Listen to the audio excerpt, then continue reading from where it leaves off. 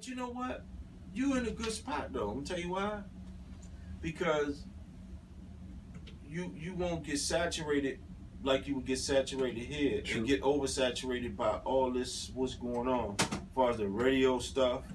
You know what I'm saying? Out there, you in a sense where you can dictate. Not that you can't do it here, but you can dictate what you want to see and what you want to hear a lot better than we can hear. True. Because we're bombarded with it here. True. Out there, you don't have I was talking to Randy about that today, and I told him, I said, because of that, I said, because a lot of times we don't realize how much stuff affects us subconsciously. Yeah. I said, because of that, it changed how I make beats. Yeah. Being out there changed my approach too, and how my sound and how I approach making beats, because I'm not hearing it on a regular. Right. You know, unless I go on the internet, search for it or whatever. But other than that, I'm not hearing what's being done over here. Right. So I can't complain about it. Right. You know what I'm saying? Right. And I know the stations out there ain't what I want, so I just don't listen to them anyway. Right. So yeah, I'm just like off. It's like I'm off the grid, so to speak.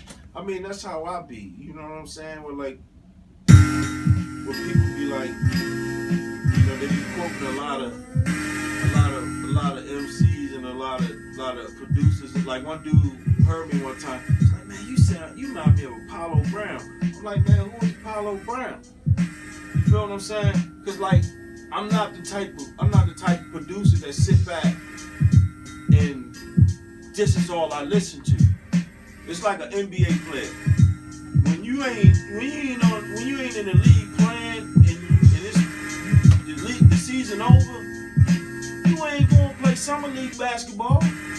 You going on vacation. So when I'm not making beats, I'm not really listening to hip hop. Because my inspiration to make a beat doesn't come from hip hop. Gotcha. You feel what I'm saying? So that's why when some people hear me, they like, man, your shit hot, man. But it kind of remind me of him, but it kind of remind me of him. You know what I'm saying? Because I always try to make it like where it don't, I don't want no signature sound. Yeah, same here, and exactly, same here. And that was one of my biggest fears here when the people was asking me to make that dumb shit. I said, I don't want to do that. Right. I said, my biggest fear, yo, is I do that dumb shit for you. That shit become a smash, make me a pocket full of money, and I fucking lose it. Now, next thing you know, I'm DJ Mustard or some shit. You know what I'm saying? You know, no diss to him, but you know what I'm saying? But that's not my thing. Now I'm doing something that's not me. Right. You know, I'm like, fuck that. That's why I originally did the whole production team thing. I did the Rebel group. Right. That's why I did that shit. Right. You know, so I could do what the fuck I want to do. Right. But I talked to a bunch of people, rappers and producers alike, and I was like, man, all y'all need to do is put your work in and use the social networks and rock your shit. And stop being greedy. Stop trying to be Jay-Z. Stop trying to be, you know, Big Sean. Stop trying to be these motherfuckers. I said, do simple math. I said, say you get on YouTube, right? Say you get 3,000 subscribers, right? Say only 10% of them really dig what you're doing. That's 300 people, right? I say they love you no matter what you do. Right. Say you drop one single every month for $1 and they buy it. That's $300 a month. Yeah. I said, so then of course it's gonna grow because word of mouth, and they're gonna be like, who's that? Oh, that's such and such. Right? I said now drop 2 singles a month. That's 600. Yeah. Not counting the growth, the incremental growth that you'll get over time. Right. I said, so then you cater your fan base, and if you cater to your fan base, and these are people who love what you do because you're just doing what the fuck you love to do. Right. I said, and that's just 10%. So think if you had 5,000 subscribers, 10,000 subscribers, and it was only 10%. You know, I said you can make a living if you freak it right. Yeah, that's true.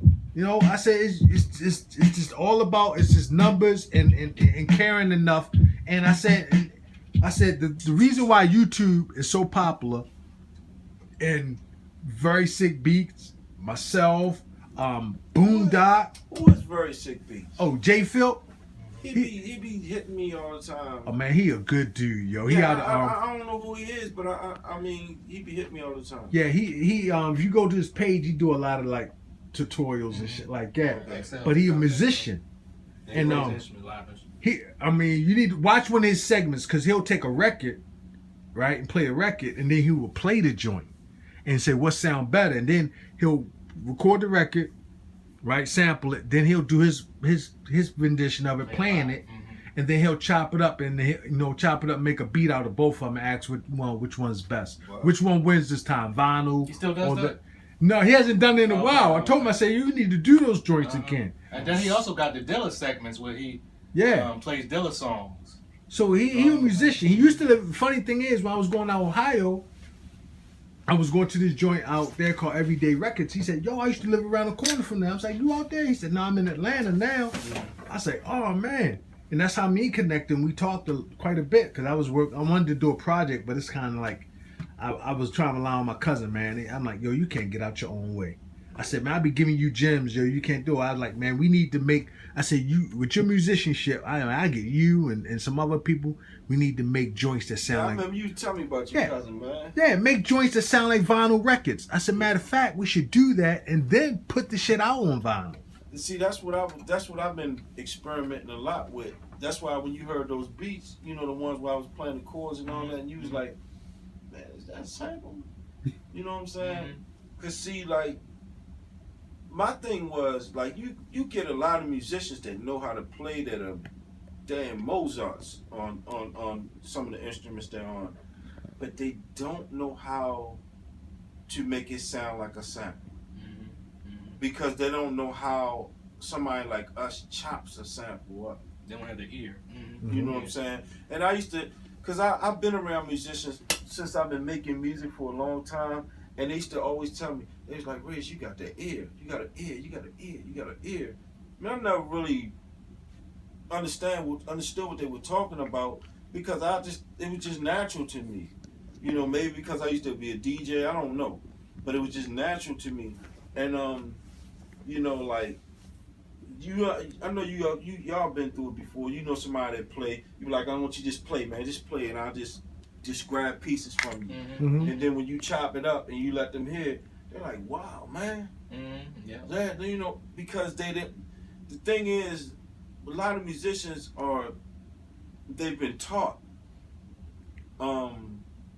what doesn't sound right, what goes with what key, what scale, this, that, and other. We don't follow that rule. They follow rules. Follow none of that. They follow those rules. None of that. Because I mean, that's the one thing. That's why a lot of them, even though they can play great, they can't make make a hip hop beat. They can't make great hip hop beats because they don't got the feeling. You know, and it's like they follow those rules. Oh, this doesn't go with this. Yeah. And you can see that. Remember when Just Blaze? It's a video on YouTube. It's old when Just Blaze brought in the orchestra. Yeah. And he was telling us, you know, he was sampling them. He was telling the dude how to play. He's like, well, we would have never did this. He said, that's unique how you made, you know, because it's like James Brown. He said, well, man, that ain't right. He said, does it sound good? Does it feel good? You know what I'm saying? It's just like, it's a feeling. That's hip hop, yeah. Because I remember, I'll never forget this, man. And I think I told you this, Dave. I think you was still like guitar center there.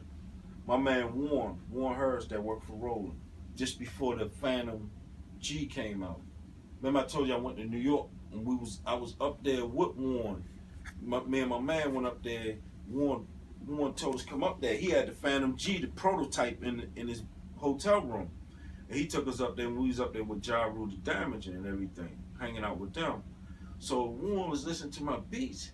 He was like, you know, he's a musician. You remember you see Warren on the MV and on the Phantom. He was like, yes, man, he was like, how do you do that, man? I'm like, what are you talking about? He was like, man, how'd you make that go backwards or the key or this or that? I'm like, man, you speaking Japanese to me right now, man. I'll chop the sample up and manipulate it and played it how I want. Because, see, I try to explain to him like I explain to a lot of other people. I don't sample. What I do is, like my man always told me, he said, Riz, he said, see, you don't sample. I'm like, what do you mean? He was like, the reason why I said you don't sample, he said, you chop a sample up and play the samples back like an instrument. And that's what I said, you know what, you're right. Because that's what I do. I play it back like an instrument. The average person would usually just tap here, tap there, let it go, tap here. Me, I'm all over the place because I want to make it do what I want it to do. And when I sample something and play it back, I change the whole cadence of the sample. You see what I'm saying? Oh yeah, definitely. I got, cause it's like if you gotta, it's like you get a puzzle. The pictures on the box of what the puzzle's supposed to look like. Me, I'm gonna make all those pieces fit back together, but it's not gonna look like that picture on the box. Gotcha.